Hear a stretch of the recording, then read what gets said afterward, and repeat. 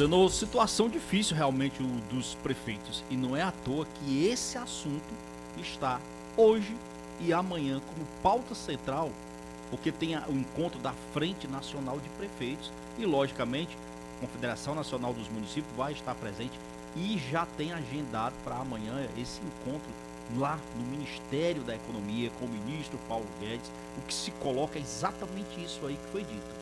Eles temem, inclusive, o risco da judicialização, ou seja, de levar à justiça o questionamento em relação à elevação do piso nacional do Ministério, do Magistério, que passou para mais de 12% no reajuste, indo para 2.800 e poucos reais. E aí o que acontece? Se eles dizem que se perder essa causa, corre o risco de literalmente rasgar a lei de responsabilidade fiscal. Na realidade, quando eles falam rasgar, é o seguinte: os prefeitos já temem de antemão, dizendo que vão descumprir a lei de responsabilidade fiscal. E querem saber como é que eles vão lidar com isso em relação às cortes de contas, TCE aqui no Ceará e TCU, no caso, em Brasília. E aí, como é que fica? O certo, Luzendo, é o seguinte: a reivindicação e a lei nacional do magistério é um ganho altíssimo para os professores. Não se dá para pensar em educação sem valorização do professor, sem ter, na realidade, um reajuste digno para a categoria. Agora, eu também entendo a situação das prefeituras. Piso salarial, jornalista Beto Almeida, que, registre-se, ainda é baixo frente às responsabilidades e o papel que cada professor, cada professora cumpre na sala de aula, nas redes estadual e municipal de ensino. É bom lembrar, Beto Almeida, que a Assembleia Legislativa abriu um debate com o Tribunal de Contas do Estado do Ceará, TCE, para flexibilização da Lei de Responsabilidade Fiscal. Um debate que é puxado pelo Congresso Nacional, justamente abrindo a possibilidade de, em caso de gestores municipais romperem o teto de gastos, não serem punidos e condenados pela Justiça porque deixaram de cumprir esse dispositivo da legislação no tocante à folha de pessoal. Nós sabemos que há excessos em determinados municípios, com proselitismo político, com o uso do dinheiro público para garantir aliados por meio do empreguismo. Mas em parte das cidades brasileiras, como acontece no Ceará, existem sim as dificuldades para os municípios honrarem essa folha salarial e principalmente quando nós temos aí sempre em ritmo crescente a exigência do governo federal para contrapartida dos municípios na manutenção de serviços essenciais à população e na realização de obras. Pelo que foi exposto pelo Sátrio e nas suas palavras, com essa mobilização da CNN, da Confederação Nacional dos Municípios, os prefeitos estão naquela, Beto. Se correr, o bicho pega, se ficar, o bicho come. Agora, Luzenô, eu sei que a situação é exatamente essa que você está dizendo. Agora, eu acho também muito preocupante essa possibilidade de flexibilizar ou usar o termo dos prefeitos aí de rasgar a lei de responsabilidade fiscal.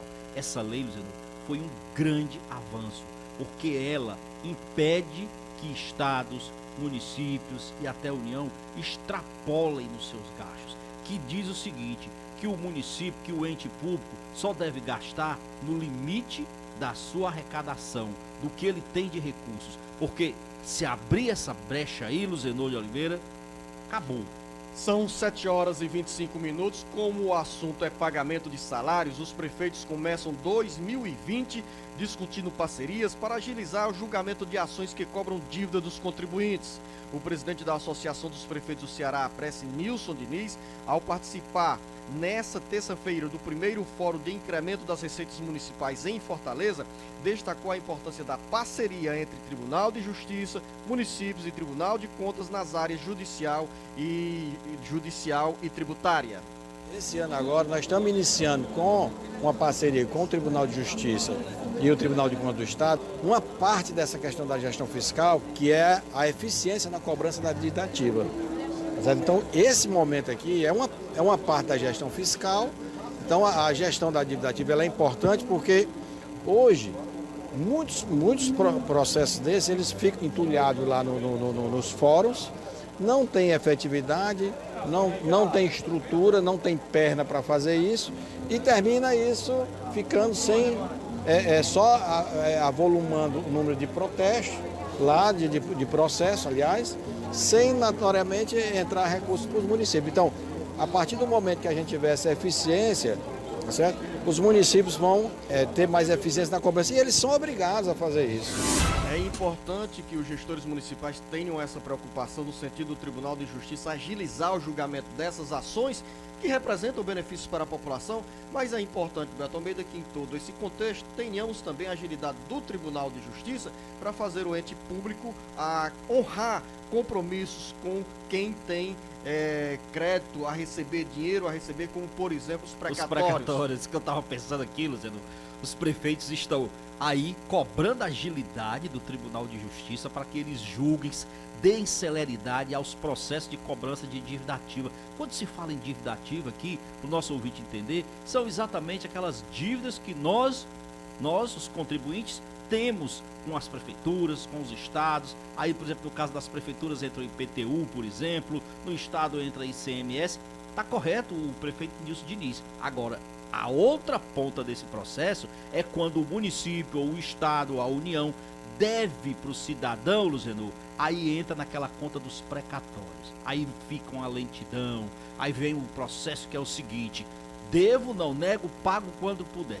Agora tem que ter essa agilidade nas duas pontas, na cobrança da dívida ativa, mas também no pagamento quando o ente público é o devedor.